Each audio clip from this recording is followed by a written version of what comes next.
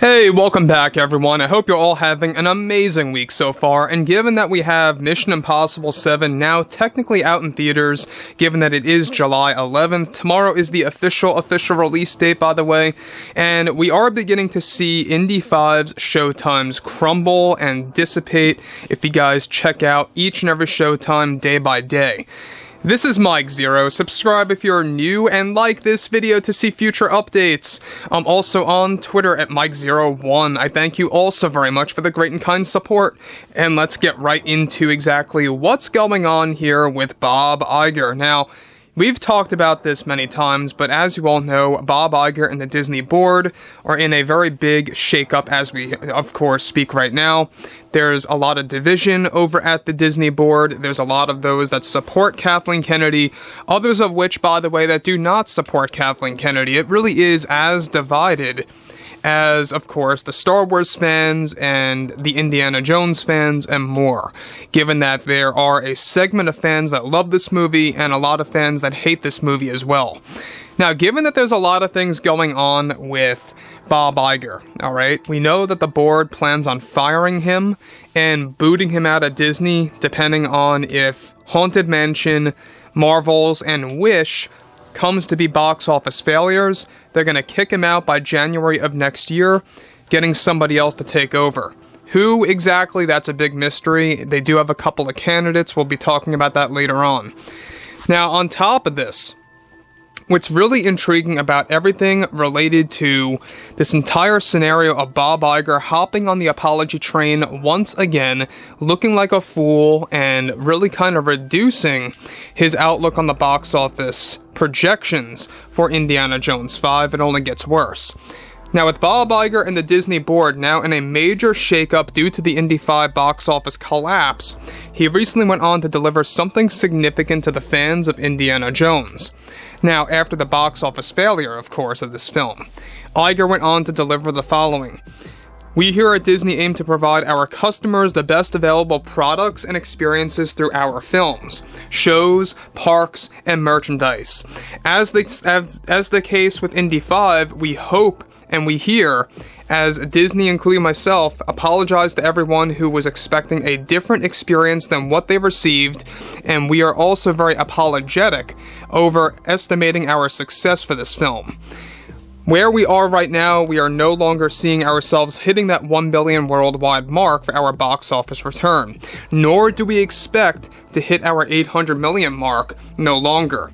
We are, however, very confident in obtaining a goal of 600 million worldwide the way things are looking right now.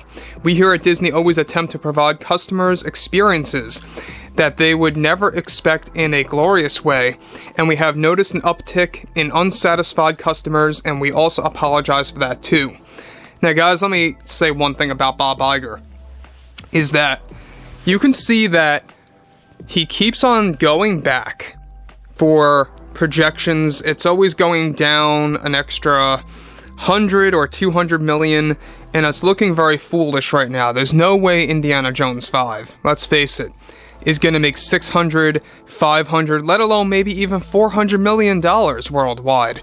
It's very unlikely at this point because, like I said, go ahead and research it for yourself. Check out the showtimes. It matches up with the leaks that we talked about 2 days ago, give or take, that Disney is rolling out Indy 5 out of theaters. They're pulling it out as part of their emergency plan because they don't want to lose more money and look like, a fool and look like they're basically losing to Mission Impossible 7. That's basically what it comes down to. And if you go throughout the showtimes, you'll see the showtimes diminishing.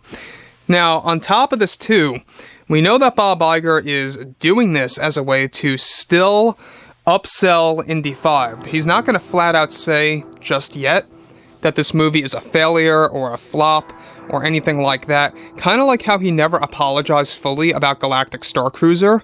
He just said, generic responses, very corporate, robotic, statements that you would expect, right? So the same exact thing happened with that. Galactic Star Cruiser is basically closing in about, a little over 2 months now.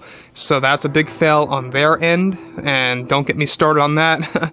But moving on, he goes on to state further, our projections this time around were incorrect, and we are currently fine-tuning our projections for what our return is going to look like for this film. Looking back, one of our big flaws with this movie, perhaps, was over-investing, and we make sure to take our flaws with us to make better successes moving onwards, much like our Galactic Star Cruiser experience. It's a great tool to learn from our customers and to move from there. We value everyone who took their time for Indy 5 as we begin to adjust our projections once more to see where that leads us for other installments, including here, Indiana Jones 5. Come this September, we will be happy to share with everyone of all the new titles we have to announce that will come as a big surprise to our audience and to those that have supported Disney for 100+ years now. We thank you for everyone for your time, for investing in us and experiencing our creations for a very long while. Now, the thing about this that I think a lot of fans need to be aware of is that not only are you going to have Bob Iger keep on dwindling down his projections, looking like a moron, let's be honest here, that's what he looks like at this point. He went from 1 billion worldwide to 800 to now sharply 600 million. That is awful.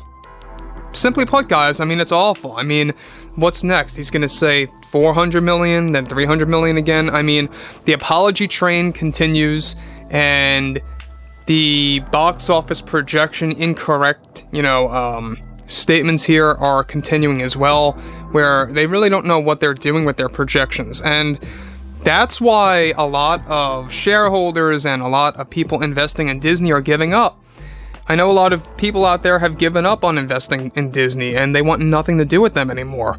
And that's why Bob Iger is really still trying to upsell this movie, as well as not trying to say that Galactic Star Cruiser was a failure. He wants to keep people coming to the parks. So that's another big deal. He's got to make sure that that actually happens and stays true. So with Dial of Destiny, the biggest problem out of this is that they overly funded the film. It was unnecessary, and we talked about this in the last post of why Kathleen Kennedy is in serious trouble. She was the main reasoning behind this.